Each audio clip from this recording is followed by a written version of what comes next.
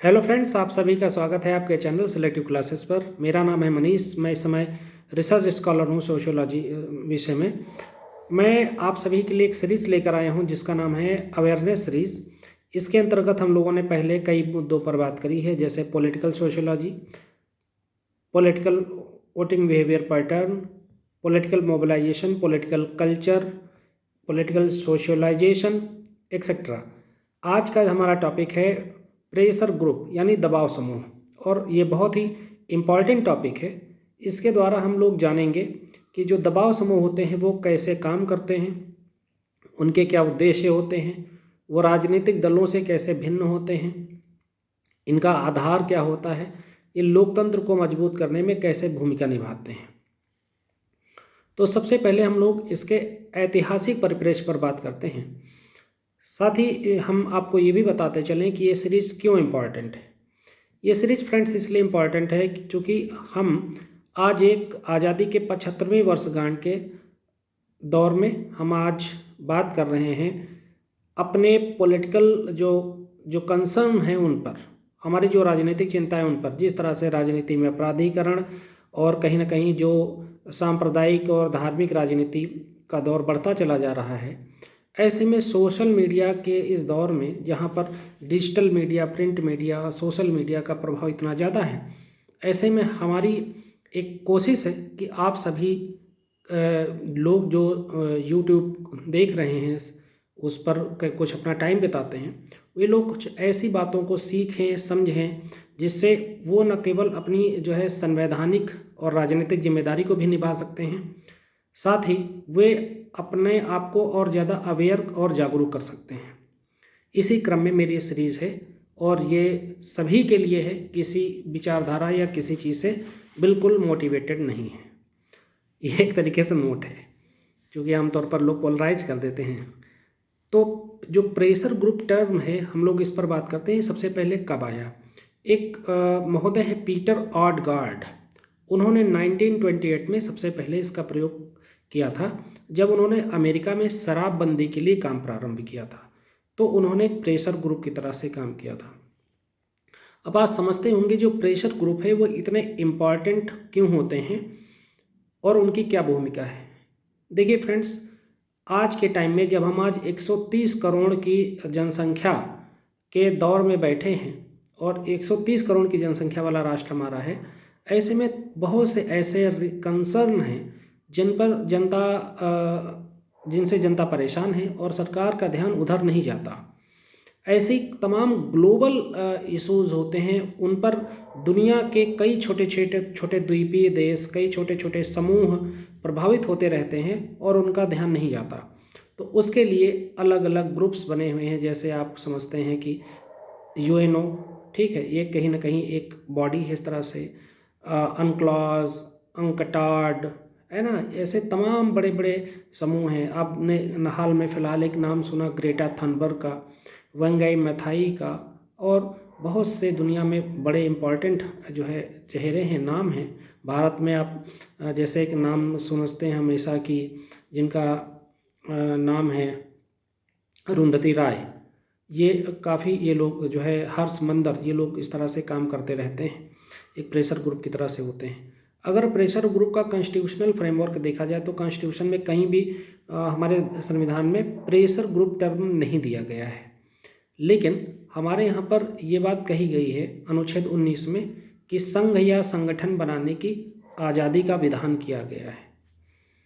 तो उसके तहत ही हमारे यहाँ इस तरह से तमाम एनजीओज़ काम करते रहते हैं, तमाम प्रेशर ग्रुप्स हैं जो काम करते रहते हैं, लेकिन डायरेक्ट संविधान में इनका वर्णन देखने को नहीं मिलता।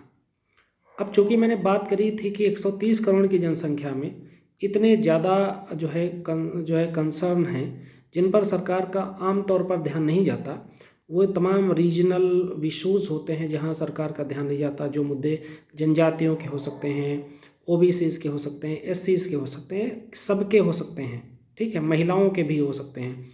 ऐसे में हमारी या इन प्रेशर ग्रुप्स की जिम्मेदारी होती है कि वो इन मुद्दों को उठाए, जनता के माध्यम से उसके साथ, जनता को अपने साथ जोड़कर सरकार पर एक दबाव बनाए, एक इनडायरेक्ट और डायरेक्ट प्रेशर क्रिएट करे, जिससे सरकार उन मुद्दों को सॉल्व करे।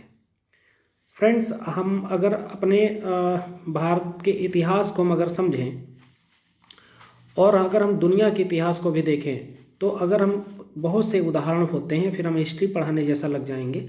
ऐसे में हम वहाँ नहीं जाना चाहते, लेकिन जैसे पर्यावरणीय आंदोलनों का प्रारंभ हुआ, वो इसी तरीके के कहीं ना कहीं और कहीं ना कहीं महिला अधिकारों की बात दुनिया में प्रारंभ हुई, समलैंगिक अधिकारों की बात हुई, भारत में आरटीआई की बात हुई, भारत में आरटीई की बात हुई, राइट टू एजुकेशन की, राइट टू इन्फॉर्मेशन की बात हुई।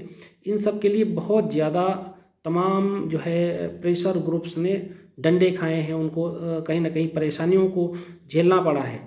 उसके बाद सरकार का ध्यान उधर गया और उन पर बात हुई। जैसे हमारे यहाँ पर भ्रष्टाचार विरोधी आंदोलन चला था अन्ना हजारे जी का, उसमें तमाम लोगों की मेहनत है, जिसकी वजह से लोकपाल बिल हमारे देश में आया है ना। तो ये सब कुछ एक सीरीज में चलता रहता है। इन्हीं सबको हम आप एक तरीके से प्रेशर ग्रुप का नाम दे देते हैं या प्रेशर ग्रुप कहते हैं। हाल फिलहाल में आपने देखा कि 1 साल से ज़्यादा तक किसानों ने जो है अपने 3 कृषि कानूनों को जो है डिसमिस कराने के लिए 1 साल तक धरना कम से कम दिया, और उसके बाद सरकार को यह रियलाइज़ हुआ कि कहीं ना कहीं हमें इसको जो है हम जनता को ठीक तरीके से नहीं समझा सके या ये कानून सही नहीं है, तो उन्होंने इन तीनों कानूनों को विड्रॉ कर लिया। ऐसे ही आप देखते हैं कई बार स्टूडेंट्स की स्ट्राइक्स होती हैं, तमाम बार रिजर्वेशन के अगेंस्ट या रिजर्वेशन के समर्थन में इस तरीके के विरोध प्रदर्शन होते रहे हैं।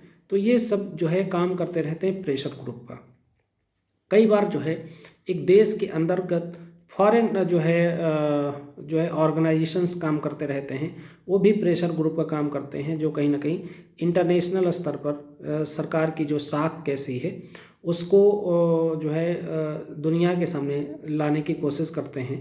तो ऐसे में सरकारों की कोशिश होती है कि उन संगठनों के संदर्भ में अपनी छवि को बेहतर करे, क्योंकि भारत की या किसी भी देश की छवि बहुत इम्पॉर्टेंट होती है पूरी दुनिया के जो है सामने। तो ऐसे में जो प्रेशर ग्रुप्स हैं वो कहीं ना कहीं सरकार से बाहर रहकर सरकार के ऊपर दबाव बनाने का काम करते हैं विभिन्न मुद्दों चुनौतियों के संदर्भ में। अब जैसा कि मैंने कहा कि इसका जो ओरिजिन है अमेरिका में शराबबंदी के विरोध में हुआ था, तो उसके जो है पैरेलल मैंने भारत में कई मुद्दों को आपको इस संदर्भ में जो है चर्चा करी। अब हम लोग अपने ऐतिहासिक पृष्ठभूमि पर आते हैं कि अगर भारत में देखा जाए तो ये प्रेशर ग्रुप का जो कंसेप्ट है ये कब से देखने को मिलता है। तो जैसा कि आपको पता है कि कांग्रेस संस्था का जन्म एक प्रेशर ग्रुप की तरह आप समझिए कि हुआ था। 28 दिसंबर 1885 को बम्बई के गोपाल दास गोकुलदास पाठशाला में वहाँ पर इसका जो है जन्म हुआ था। तो अंग्रेज़ों ने इसको एक तरीके से इस उद्देश्य के साथ इस संस्था का गठन किया था कि वे इसको आराम से यूज करेंगे और ये कहीं ना कहीं उनके लिए लाइट कंडक्टर की तरह काम करेगी, तड़ित चालक की तरह काम करेगी।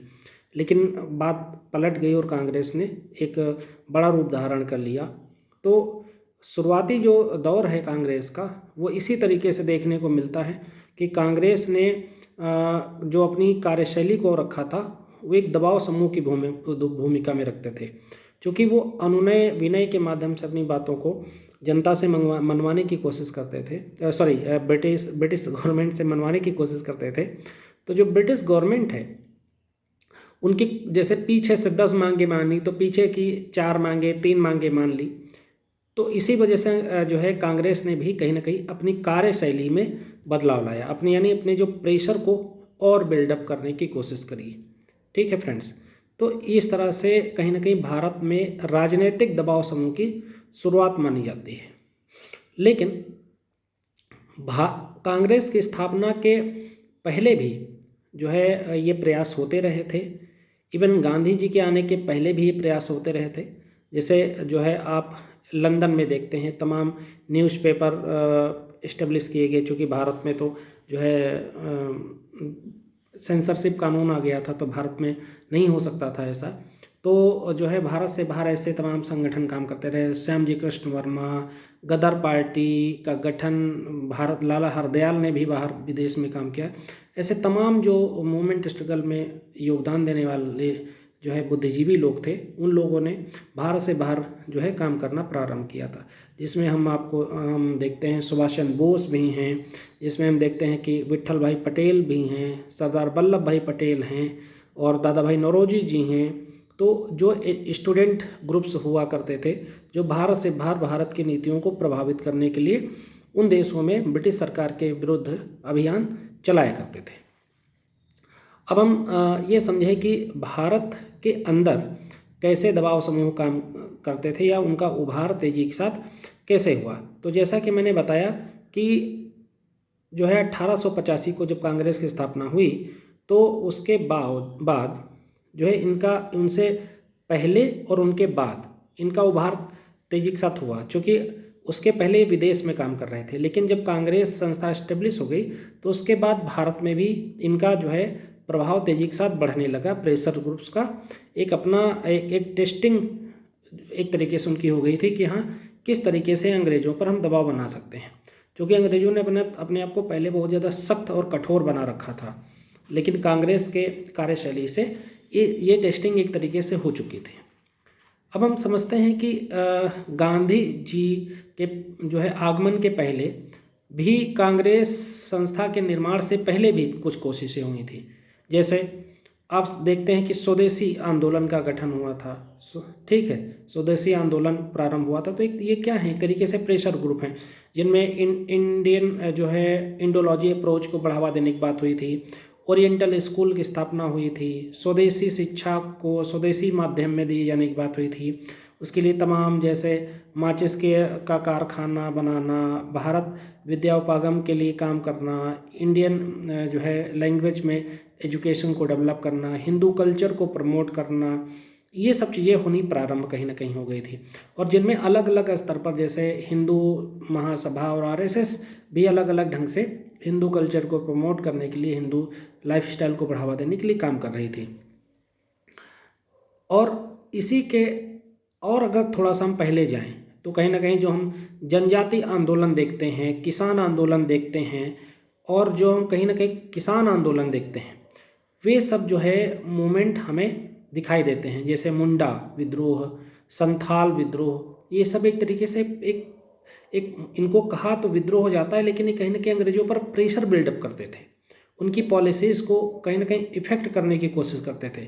जैसे बारदोली विद्रोह है, ठीक है, ये उत्तर प्रदेश का किसान आंदोलन है, या तेभागा आंदोलन है तेलंग, ठीक है, ये सब क्या हैं, एक तरीके से प्रेशर ग्रुप की तरह से काम करने वाले छोटे छोटे विद्रोह या आंदोलन हुआ करते थे, जो सरकार की नीतियों को प्रभावित करते थे, जिनसे बहुत ही कम मात्रा में लेकिन जो है सरकार पर उनका प्रभाव पड़ा करता था। जब गांधी जी का भारत में आगमन होता है, गांधी जी जब 9 जनवरी 1915 को भारत आते हैं, तो उसके बाद गांधी जी भारत में जो रणनीति बनाते हैं, उसके पहले गांधी जी उसकी टेस्टिंग कहीं ना कहीं मैं समझता हूँ दक्षिण अफ्रीका में कर चुके थे। चाहे तो वहाँ सरले कानून हो, चाहे तो वहाँ मैरिज लॉ एक्ट हो, या वहाँ पर ये कहीं ना कहीं टैक्स देने का मामला हो, या उनको जो है सैलरी देने का मामला हो, या वोट देने का मामला हो, ऐसे तमाम मुद्दों पर उन्होंने दक्षिण अफ्रीका में जो है मजदूरों के साथ अपने अहिंसा, सत्य और सर्वोदय जैसे आइडिया को जो है एक पुख्ता उनकी जांच कर ली थी, क्योंकि वो मानते थे पहले दुनिया में जिस तरह से फैलाया गया था कि भारतीयों के अंदर अपने आत्मसम्मान को पाने की क्षमता नहीं है, तो गांधी जी ने उसकी टेस्टिंग कर ली थी। गांधी जब इंडिया आते हैं तो इंडिया आने के बाद वो 1 साल पूरे भारत को भ्रमण करते हैं, देखते हैं, तो उन्हें लगता है कि हम विजय तो प्राप्त कर सकते हैं, आज़ाद तो हो सकते हैं। तो उनके जो आंदोलन चलते हैं, जो उनका सबसे पहला आंदोलन चंपारण में माना जाता है 1917 का, वो एक तरीके से क्या है, वो एक तरीके से प्रेशर ग्रुप की तरह काम करते हैं। फिर उसके बाद खेड़ा, फिर उसके बाद रोलेट एक्ट का विरोध करना, फिर उसके बाद जलियांवाला बाग कांड के बाद जो कमेटी बनी, वो चीज़ें हैं, असहयोग आंदोलन प्रारंभ हुआ, खिलाफत आंदोलन प्रारंभ हुआ, ये जो सब चीज़ें हैं ये एक प्रेशर ग्रुप की तरह से कार्य करती हैं। क्योंकि गांधी जी ये बात समझ गए थे कि अंग्रेज़ों से हम शस्त्र से नहीं लड़ सकते। भाई जिस देश में औद्योगिक क्रांति हुई हो, जिस देश में साइंटिफिक रेवोल्यूशन वैज्ञानिक क्रांति हुई हो, उस देश के लोगों से हम कैसे लड़ सकते हैं, उनकी आत्मा पर चोट देकर। तो उसी आइडिया को उन्होंने अपने जो है अहिंसा वाले तौर तरीके को अपनाने को लेकर पकड़ा था। तो उसमें गांधी जी कहीं ना कहीं काफ़ी हद तक, या कह सकते हो 95% तक सफल भी रहे थे। अब हम लोग बात करते हैं दबाव समूहों के बारे में कि जो बेसिकली दबाव समूह कैसे, इनके उद्देश्य क्या होते हैं, ये बेसिकली होते क्या हैं, कैसे इनका ओरिजिन हुआ, ये आप समझ गए, काम कैसे करते हैं, उनका उद्देश्य क्या है। तो इनके देखिए, इनके टारगेटेड गोल होते हैं, इनके निश्चित लक्ष्य होते हैं। जैसे स्कूल में या यूनिवर्सिटी में जब स्टूडेंट यूनियन इसके लिए संघर्ष करते हैं तो क्या उनका लक्ष्य होता है भाई, उनका लक्ष्य होता है सीट्स बढ़ाई जाएँ, स्टूडेंट को फैसिलिटेट किया जाए, ठीक है, फीस कम कर दी जाए। और ये ऑर्गेनाइज्ड भी हो सकते हैं, अनऑर्गेनाइज्ड भी हो सकते हैं। किसी निश्चित, कभी कभी क्या होता है कि जैसे किसी निश्चित उद्देश्य के लिए कोई प्रेशर ग्रुप डेवलप होता है, उसके बाद वो डिसमिस हो जाता है। ये वर्ग विशेष के हितों के लिए भी होते हैं, जैसे किसानों के लिए किसान आंदोलन, छात्रों के लिए छात्र आंदोलन, डॉक्टरों के लिए उनको सैलरी न मिलना, उनको समय पर उनकी नियुक्ति ना होना, इससे तमाम चीज़ें होती हैं। ISPCs के भी प्रेशर ग्रुप होते हैं। और तो ये निजी हितों की पूर्ति इसमें बहुत इंपॉर्टेंट होता है, इसमें राष्ट्रीय हितों की पूर्ति नहीं होती। एक राष्ट्र के अंदर राष्ट्र विरोधी भावना नहीं होनी चाहिए, लेकिन राष्ट्रीय हितों के, निजी हितों की पूर्ति उसको ध्यान में रखते हुए करने का टारगेट होता है। फिर ये एक बात ये बहुत और साफ है कि शासन के ढांचे से अलग होकर काम करते हैं, उसके ढांचे से बिल्कुल ये अलग रहते हैं, और उसके बाद अपनी गतिविधियों को ये संचालित करते हैं।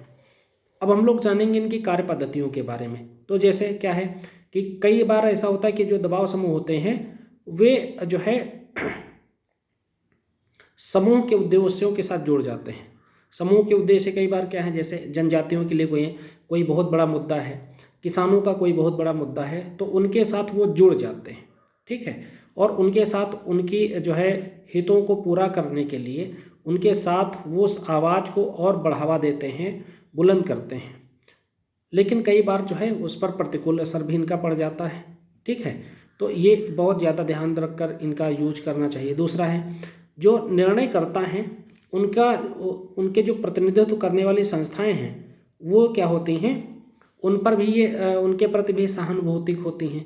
कि कई बार क्या होता है कि जैसे दबाव समूह के तौर पर आप विपक्ष में हैं, मीडिया हैं, या आप ऐसे जो है बहुत इंटेलेक्चुअल बॉडी हैं, आपने सरकार के विरुद्ध में खूब लेख लिखे, खूब जो है मंचों का आयोजन किया, कुछ जो है नारे बुलंद करे, तमाम चीज़ें हुई।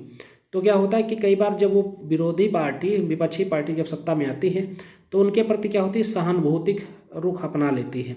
ये भी एक तरीका होता है। तो ये एक तरीके का नेक्सस भी जो है बन जाता है प्रेशर ग्रुप और पॉलिटिकल पार्टीज़ में। तो ये एक इम्पॉर्टेंट चीज़ है। कई बार क्या होता है कि एक ये बात कही जाती है कि जो राजनीतिक दल हैं इनको विकसित करने में सहायक होते हैं, ठीक है। राजनीतिक दल कैसे विकसित करने में सहायक होते हैं, जैसे भ्रष्टाचार विरोधी आंदोलन प्रारंभ हुआ तो कहीं ना कहीं विपक्ष की पॉलिटिकल पार्टीज़ ने उनको बढ़ावा दिया, और जो पक्ष में सरकार थी उसने कहीं ना कहीं इनका खुलकर विरोध किया। तो इस वजह से उस रस्साकसी में ये और तेज़ी के साथ विकसित होने लगते हैं, और तेज़ी के साथ डेवलप होने लगते हैं। आज के टाइम पे तो सोशल मीडिया पर जिस तरह से कैंपेनिंग होती है वो भी एक तरीके से एक प्रेशर ग्रुप का ही काम करती है। तो अन्ना हजारे का आंदोलन या उससे पहले जो RTI या RTE आया, वो कहीं ना कहीं दबाव समूह के जो है प्रभावों का परिणाम है। अब हम लोग बात करेंगे जो दबाव समूह और राजनीतिक दल कैसे एक दूसरे से जुड़े हुए हैं। देखिए, जो राजनीतिक दल हैं उनका लक्ष्य क्या है भाई, उनका लक्ष्य सीधा सा है, हमें सत्ता प्राप्त करनी है, ठीक है। जबकि जो दबाव समूह हैं वे क्या होते हैं, वे विजातीयता के हितों पर ध्यान रखते हैं। विजातीयता का हित का मतलब है कि स्टूडेंट्स के अलग हित हो सकते हैं, किसानों के अलग हो सकते हैं, महिलाओं के अलग हो सकते हैं, इन्वायरमेंटल एक्टिविस्ट के अलग हो सकते हैं, साइंटिस्ट के अलग हो सकते हैं, टीचर्स के अलग हो सकते हैं, सबके अलग अलग जो है हित हो सकते हैं। तो वही दबाव समूह जो है वो आम तौर पर जब एक ग्रुप में ये लोग आते हैं तो इनके हित कई बार समान भी हो जाते हैं, ठीक है। कई बार इनके हित समान हो जाते हैं, जैसे कई स्टूडेंट साथ मिलकर आए तो उनके हित समान हो गए, कई स्टूडेंट यूनियन साथ मिलकर जुड़ गए, यूनिवर्सिटी के विरोध में या UGC के विरोध में साथ आ गए, तो उनके समान हित भी सुनिश्चित होते हैं। अब हम लोग जो है दबाव समूह राजनीतिक जो दल हैं उनके भूमिका, उनकी प्रकृति के अंतर के हिसाब से हम लोग उनको समझेंगे कि कैसे कैसे काम करते हैं।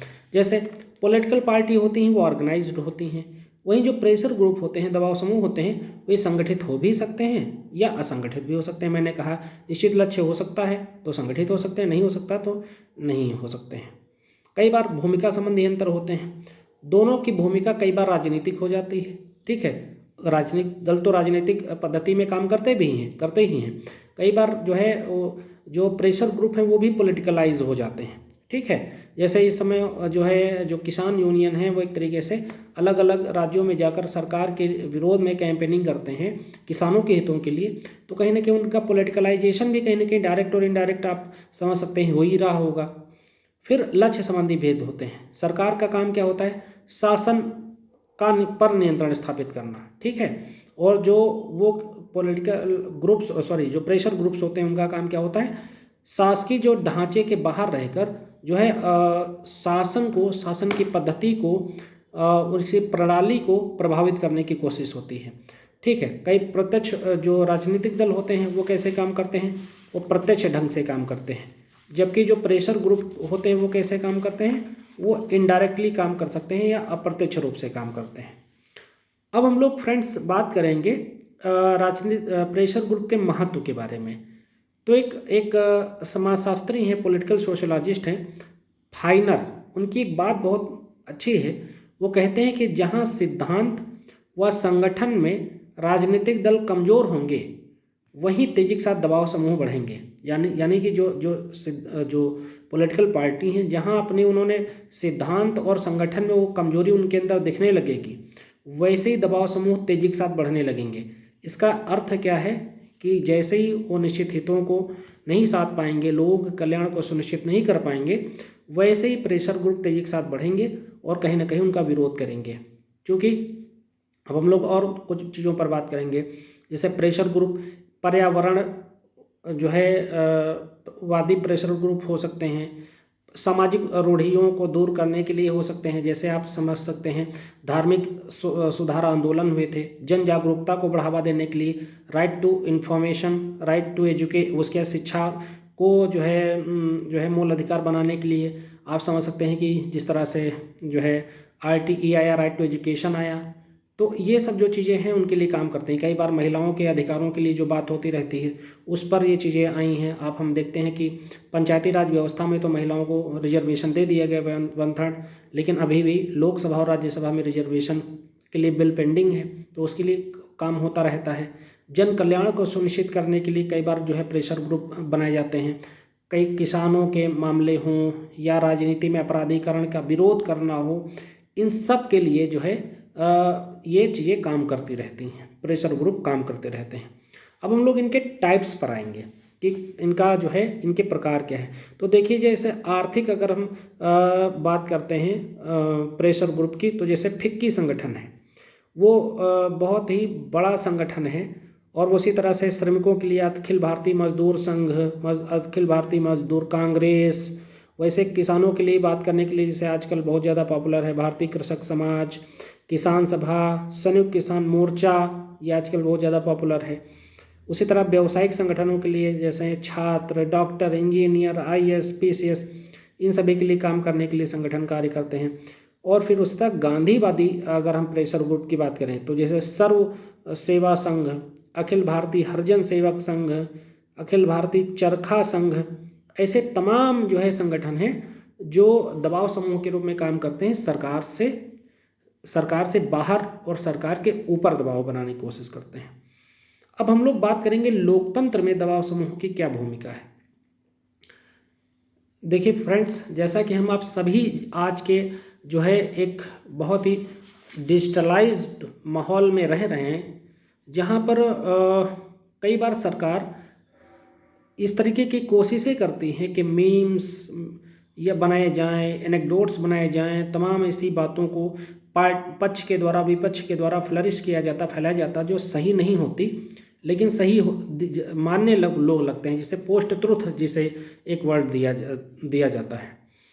ऐसे में ये ज़रूरी है कि एक बड़ी चुनौती सामने आती है कि जो ये जो है सरकार पर हम आखिर नियंत्रण कैसे रखें, क्योंकि सरकार पर नियंत्रण होने का मतलब है रखने का मतलब है कि सरकार ठीक तरीके से काम नहीं कर रही है, या एक चिंता उभर कर आती कि हो सकता है काम ना करे। तो इसके लिए ज़रूरी हो जाता है कि हम कैसे उन पर व्यवस्थित नियंत्रण बनाए रखें। एक तो ये मुद्दा होता है जिस पर तमाम political organisations, political pressure groups काम करते रहते हैं। कई बार क्या होता है कि लोकतंत्र एक सीमित संकल्पना नहीं है, एक बहुत ही व्यापक और बृहद संकल्पना है। उसमें तमाम मुद्दे आते हैं, अलग अलग वर्गों के, अलग अलग समूहों के, अलग अलग क्षेत्रों के, संप्रदायों के, जातियों के, धर्मों के, व्यवसायों के, छात्रों के, अलग अलग जेंडर के इशूज़ आते हैं।